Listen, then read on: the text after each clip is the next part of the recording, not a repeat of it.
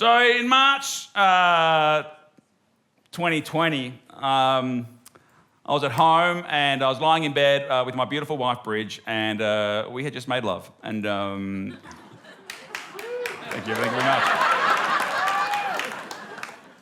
That wasn't a very long applause. In fact, there was only one person who...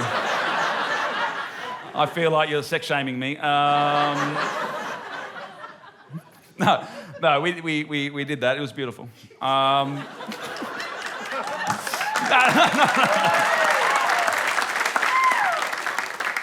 Don't pity me. So we started having actually a very honest chat about our sex life. And I made a suggestion to help improve our sex life. It's a very vulnerable thing to do. And this was my suggestion. It's going to leave a few seconds for your minds to race. What I said was, I think we should have more sex during the day, yeah, because we're always so tired at the end of the night. We work hard. Yes. I mean, he's clapping and nudging his girlfriend at the same time. It's a great thing. So we got more energy. The kids are at school, so we can go to room. We can, whoa! Oh, yeah, let's get on that tumble dryer. Whoa! We can do lots of stuff. She goes, that's not the worst idea you've ever had. I shit you not. That was a Friday. I shit you not. On that weekend, we all went in the fucking lockdown.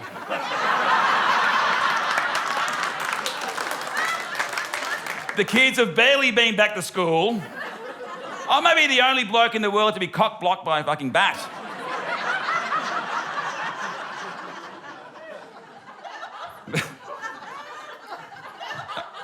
I just heard myself in the Neko say, I shit you not. It might be my favourite Australian expression ever. I shit you not.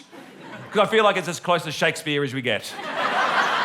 It's Barry Shakespeare. Darren, do you shit me? Trevor, I shit you not.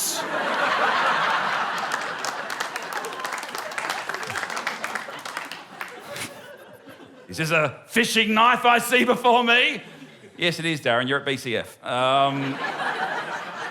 So it's all good now, though. You've got them back on track, and it's pretty good. Sex life is pretty good at the moment, and pretty rigorous as well, I have to say. And my wife is a beautiful woman, and she's much healthier than I am. I'm not as fit as I used to be. Yeah? That's a lie. This is as fit as I've ever fucking been. Yeah, I was the only kid in grade 6 to have a dad bod. I once ate a packet of TikTok biscuits so quickly I actually travelled back in time. And that's for the younger members. Yes, before your thing, TikTok was a delightful, time-informing biscuit. So I said to her, "Can we, this is great. I feel like we got more energy and we're having some good times in there." But I'm like a footy coach. Just take it one fuck at a time. No. So I said, what we need to do, I think we need safe words, because I'm going to have a heart attack. I'm going to have a stroke. You're fine, but I'm going to have a stroke or something. So she goes, okay. And we both came up with our own safe words, yeah? You want to hear our safe words? My safe word, which I thought of all by myself, is ombudsman. Because I figure if it works at Telstra, it might work in the bedroom. And my wife's safe word, or she got a safe sentence, and her safe sentence is, okay, that'll do now.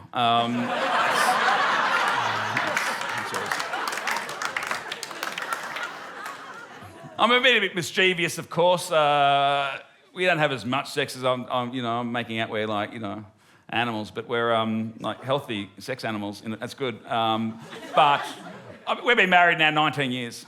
19 years. And anyone who's been married anywhere near that long, sex, it's not spontaneous. Rarely is it spontaneous. There are millennials here tonight. You guys will probably fuck on the stairs before you leave tonight here. It's sickening. But we've been married for as long as I have, 19 years. It takes some planning. Things need to happen. Things need to sync. Yeah? It needs to be a perfect storm of events. There's a checklist.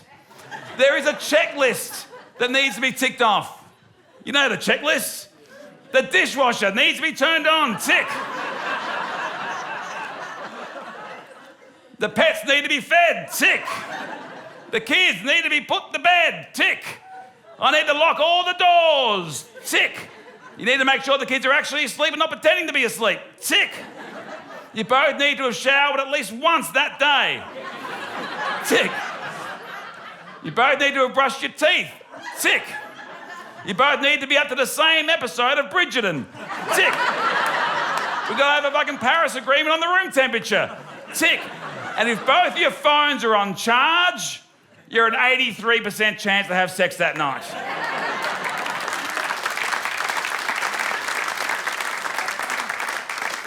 And if you are in the Helliar house on a Thursday night, or the Helliar bedroom, the master bedroom, more to the point, it gets pretty steamy once those things are ticked off. We are there and we are...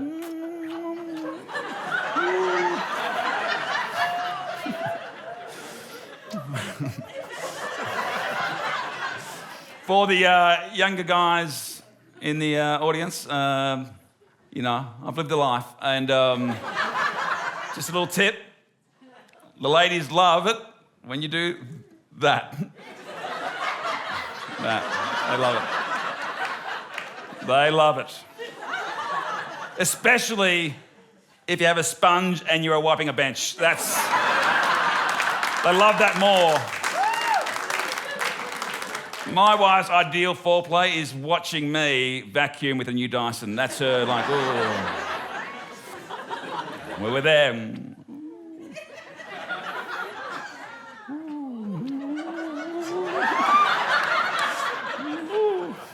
Now, I should point out, I want to be very clear on this. It is very difficult to mime lying down sex when you are standing up, because this is definitely not standing up. We're not like, this may shock you all.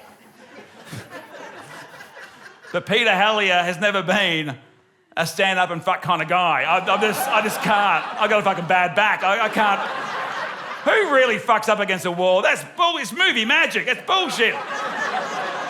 Showers? Nobody fucks in the shower. Surely it's all slippery. I need the bed. If I fall over, I'm safe. It's like my dick knows. My dick, if it gets further away from the bed, it gets nervous. It's like, it stops. Take me back to the bed. It's like my bed is Dublin and my dick is Guinness, okay? And we're there. Ooh. And then she may lean into me and say these beautiful words. Sweetie, okay, before we get into it, have you taken the bins out? Fuck, so the bins! And now we've got 4 bins now, 4 bins. We've got red, yellow, green, and purple. The other day I came out, they take the bins out, I nearly shat myself, seriously. I thought I was going to get fucking mugged by the Wiggles. Fucking...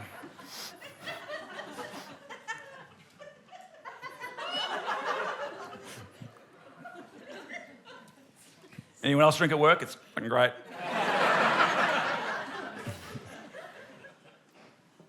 So, we got 3 boys, 3 good boys, 3 really good boys, very proud of them. Their ages are 19, 17 and 13, and they're good boys. And our job, my wife's job, is to turn our good boys into good men. It's our job. It's the most important contribution we can make, all of us, to turn our good boys into good men. So I'm always looking for lessons that I can pass on to the kids, yeah?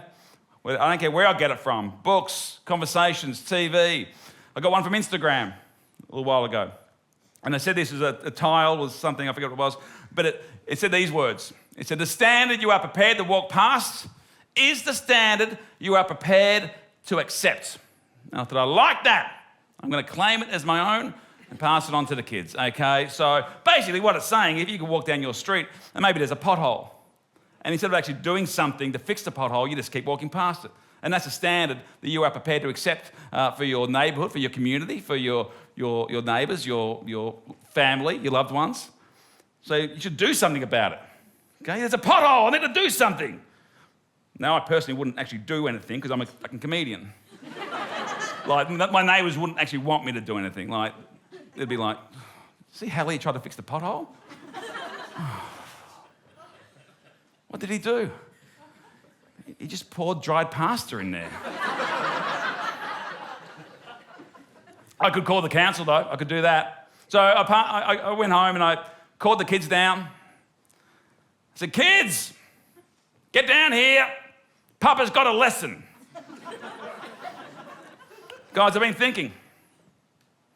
And when I was thinking, I thought, I reckon the standard that you are prepared to walk past is probably the standard that you are prepared to accept.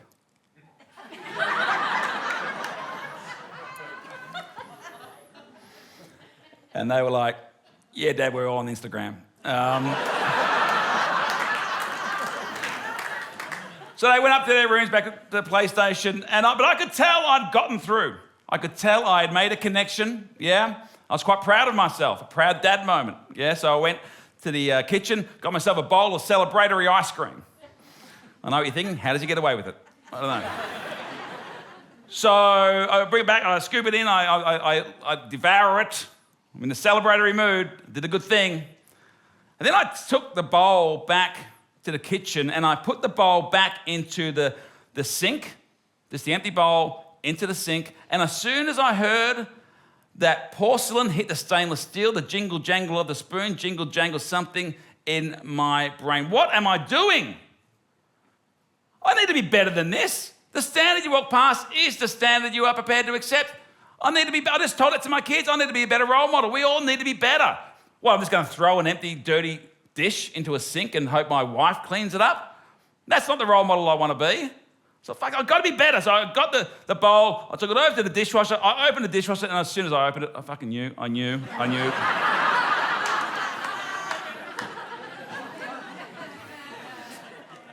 That steam just hit me. Standard you walk past is the standard you accept.